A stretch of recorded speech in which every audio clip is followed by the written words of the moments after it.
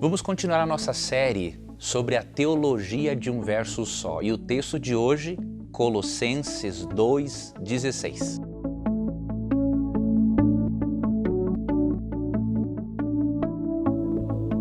Antes, deixa eu explicar para você o que é a teologia de um verso só. É a pessoa querer fazer uma teologia, elaborar uma doutrina com base em um único verso. Mas pode acontecer também de a pessoa usar 100 versos, mas totalmente de forma descontextualizada. Então, isso também se enquadra na teologia de um verso só. E um texto que é muito usado para fazer teologia de um verso só é Colossenses 2,16. Muitos irmãos sinceros, ao lerem esse texto, dizem que o apóstolo Paulo aqui está dizendo que o quarto mandamento, o sábado, foi abolido. Vamos analisar o verso em seu contexto e vejamos se é realmente isso que Paulo quer dizer. Colossenses 2,16 diz assim: Ninguém, pois, vos julgue por causa de comida e bebida, o dia de festa, ou lua nova, ou sábados. Porque tudo isso tem sido sombra das coisas que haviam de vir, porém o corpo é de Cristo. Você e eu não podemos criar toda uma teologia contra um mandamento de Deus ainda, com base num verso. Nós temos que fazer uma pergunta. Paulo, ao escrever esse texto, em que contexto ele mencionou o sábado? Outra pergunta. Paulo, quando escreveu a carta aos Colossenses, ele guardava o sábado ou o domingo? É importante fazermos essas perguntas e buscarmos as respostas no texto bíblico. Vamos começar pela segunda pergunta. Quando Paulo escreveu Colossenses, ele era um observador do sábado ou um observador do domingo?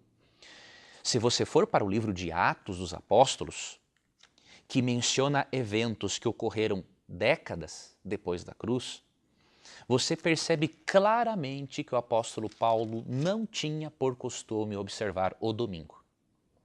Por exemplo, em Atos 16, verso 13, estando num território sem sinagoga, tá ok?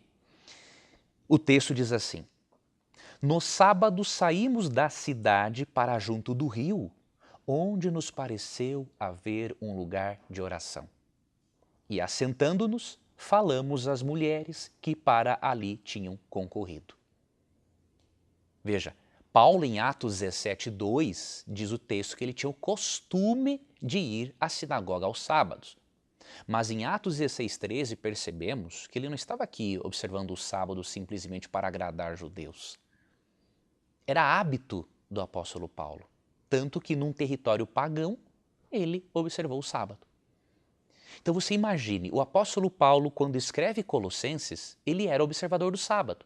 Mas ele diz para os irmãos da igreja de Colosso o seguinte: veja bem, eu guardo o sábado, mas vocês não precisam. Isso não tem nada a ver. Meu amigo, isso é irracional, isso é ilógico.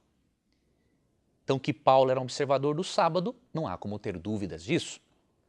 Agora, em que contexto ele escreveu a respeito do sábado? Veja, existem algumas interpretações para Colossenses 2,16. Eu, particularmente, prefiro a interpretação que apresenta Colossenses 2,16 com o paralelo de Oséias 2,11.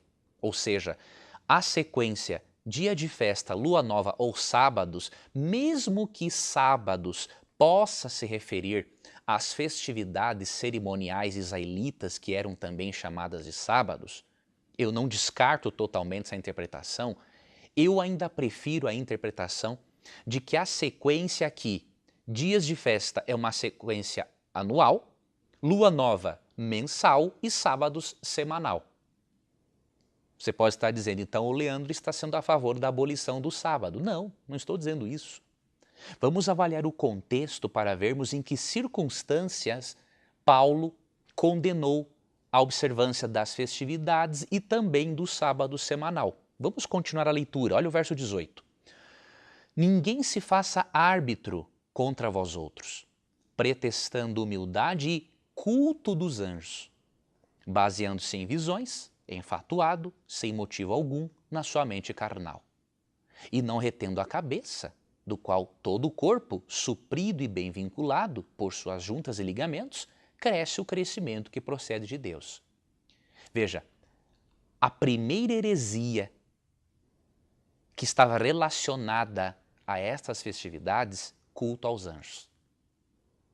Os colossenses estavam aceitando vãs filosofias que os levava a cultuar anjos. Mas tinha algo mais nessa heresia da igreja de Colossos. Olha, por exemplo, o verso 20 em diante. Ó. Se morresses com Cristo para os rudimentos do mundo, por quê? Como se vivesseis no mundo, vos sujeitais a ordenanças. Não manuseeis isto, não proves aquilo, não toques aquilo outro, segundo os preceitos e doutrinas dos homens. Pois que todas essas coisas com o uso se destroem. Tais coisas, com efeito, têm a aparência de sabedoria, como culto de si mesmo e de falsa humildade, e de rigor ascético. Todavia, não tem valor algum contra a sensualidade. Mesmo que não tenhamos todas as informações contextuais, históricas da heresia presente na igreja de Colossos, duas podemos identificar claramente. Primeiro, culto aos anjos e rigor ascético. Privar o corpo do prazer físico, seja por meio da alimentação ou da relação sexual. Então é nesse contexto herético que Paulo está condenando a forma como as festividades e o sábado eram celebrados. Não sabemos o que eles faziam, porque Paulo não nos dá essa informação.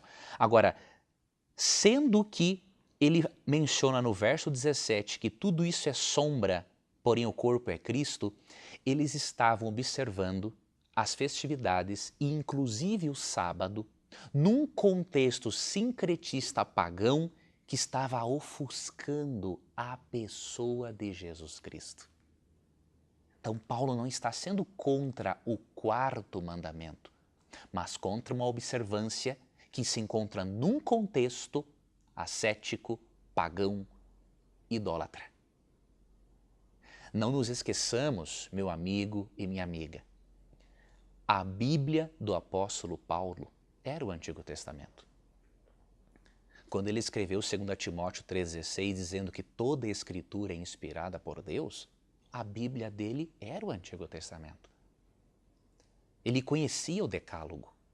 Jamais Paulo iria abolir o Decálogo. Tanto que em Romanos 3,31, ao explicar sobre a justificação pela fé e para evitar mal-entendido, ele disse, anulamos, pois, a lei pela fé de maneira nenhuma. Antes confirmamos a lei, os escritos de Moisés.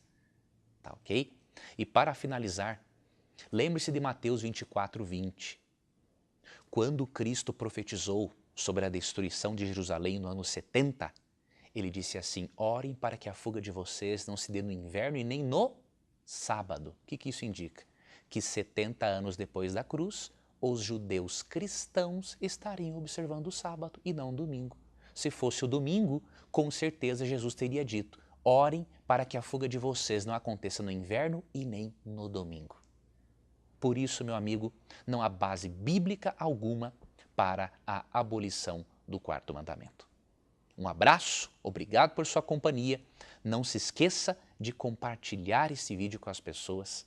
Não se esqueça de inscrever no canal. Vamos fazer essa parceria para juntos estudarmos a Bíblia com muitas pessoas sinceras que buscam a Cristo e que com certeza continuarão encontrando, bem como redescobrindo suas verdades. Um abraço, até o nosso próximo encontro.